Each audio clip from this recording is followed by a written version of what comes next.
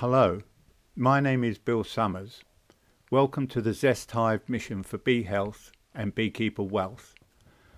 With others, I am the inventor of the Zest Hive, which I want to tell you about. My background as an architect informed the Zest Hive design in all the practical aspects of designing the best possible habitation for the honeybee biological system. I started keeping bees in 1972 with British Standard national hives. I used to lose about a third of them each winter, mostly to Nosema, just like other beekeepers, and spent the following summers recovering those losses. I thought at the time that this was normal. I did, however, have a deep and abiding suspicion that thin-walled hives were not the best choice of habitation for honeybees that need to be kept warm and dry.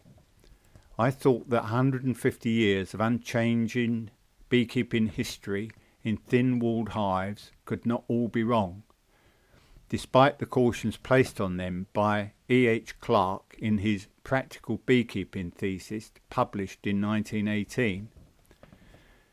The Zest Hive picks up a century later where Mr. Clarke left off, but with many more modern material options available. He would have used them in a heartbeat.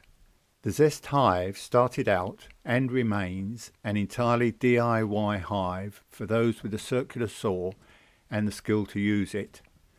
For those without those skills, we have available factory-made plastics parts which can be delivered. This slide shows Zest headquarters in Dorset, IKEA style and in any colour. All beehives are composed of two basic elements, the external envelope and the internal fittings. The external Zest envelope that you see here is made of 24 insulated building blocks from your local builder. You buy these and assemble them. They are the 600mm or 2 foot long ones. This external envelope costs about £50 and has a volume of more than 5 British Standard national brood chambers. It's a construction that is maintenance free, with 39 times more resistance to the passage of heat than a thin-walled wood hive, and it is also 13 times better than a poly hive. These aerated concrete blocks also have a useful thermal capacity, in which the heat of the day is carried into the cool of the night, and the cool of the night is carried back into the heat of the day. This slide shows a pack of Zest plastic internal fittings of 2 boxes of frames at £36 each, a box of excluders and partitions at £36, and a carrier frame at £20, which may be omitted if you prefer drilling holes into the side walls of the Zest to allow bee entry and ventilation. These are 100mm long tunnels which are easy to defend, matching a castle entry. Let us now go through the Zest Hive design, deploying the concept of doing more with less. The drawing shown here is a longitudinal section showing a large paving slab on the ground, 2 by 2 rows of concrete blocks on top of that. 2 wood beams are laid on those floor blocks and upon which the 6 insulated floor blocks are laid. The insulated wall blocks are built upon this floor, and which in turn carries the carrier frame. The plastic internal fittings are then installed with a plastic cover sheet overall, being a draw liner from IKEA. Finally, the roof blocks and the metal roof sheet are added and roped down at each end. The merits of the Zest Hive are summarised here on the slide. This slide shows the bamboo frame that started off the Zest Hive mission in 2009 and was for third world use.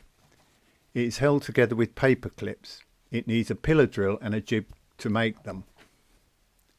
This slide shows Kamis from Zanzibar with a bamboo frame. He is testing these now in Zanzibar.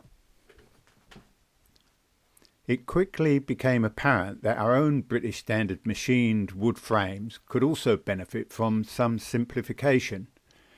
This Zest one, shown here, is made out of machined wood battens, staple gunned together with starter strips in grooves. They have no joints, but you need a pattern jig to restrain them while gun stapling. This shows 4 kilograms of bragging honey in a Zest wood frame. This shows the patented Zest plastic frame after a week in the bees. And this shows one after longer.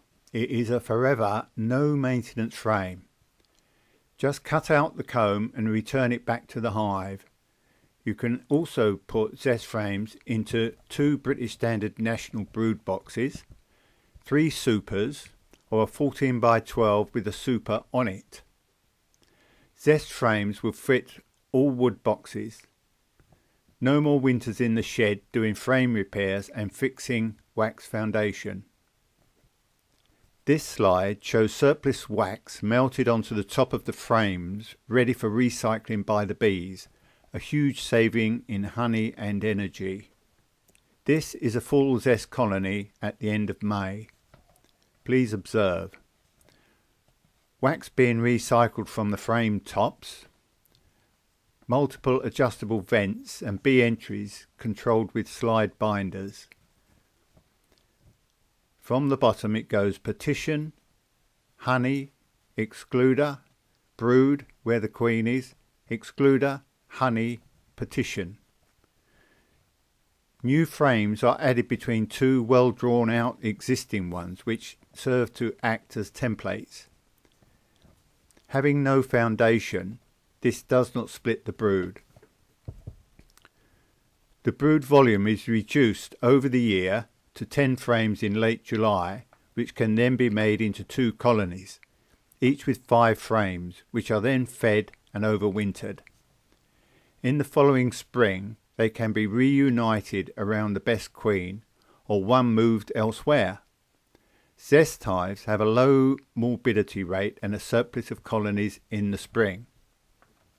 This slide shows an internal feeder with access hole, ramp, sugar feed in a tub and comb to walk on it. This shows how to reuse your traditional wood boxes as honey supers on a Zest hive using your horizontal queen excluders on wood battens. Bee entry and ventilation holes are in the walls and contain virgin cages for air and bee entry control. After a season, Varroa were seen in this configuration. These diagrams are the result of carrying out temperature and humidity data logging for the internal environment of a British Standard National hive compared with that of a Zest over 12 days. The diagram on the left compares temperature and the one on the right humidity. The high peaks and trough lines are the apiary's natural ambient conditions. The Zest temperature holds steadier, inferring that the bees find it easier to control. The Zest humidity is higher and rises when the temperature does, which it would not do naturally, inferring that the bees are able to control the humidity. The absence of Varroa in a Zest hive is likely to be down to the conditions in a Zest hive not being conducive to their survival. This diagram is a best guess as to how this may work. The central vertical purple line represents the conditions necessary to maintain a stable population of Varroa. Conditions that lead to more or less Varroa than replacement will lead to exponential population growth or decline. It is likely that the internal Zest hive conditions of being warmer may speed the pupation period, giving less time for the mites to mature in the cells. Smaller, natural cells may reduce the pupation period. Higher humidity is also known not to favour Varroa. In summary, here are the consequences of the Zest hive, which I invite you to address. For further information on the Zest hive mission for bee health and beekeeper wealth, please go to the webpage, YouTube and elsewhere. Thank you for listening.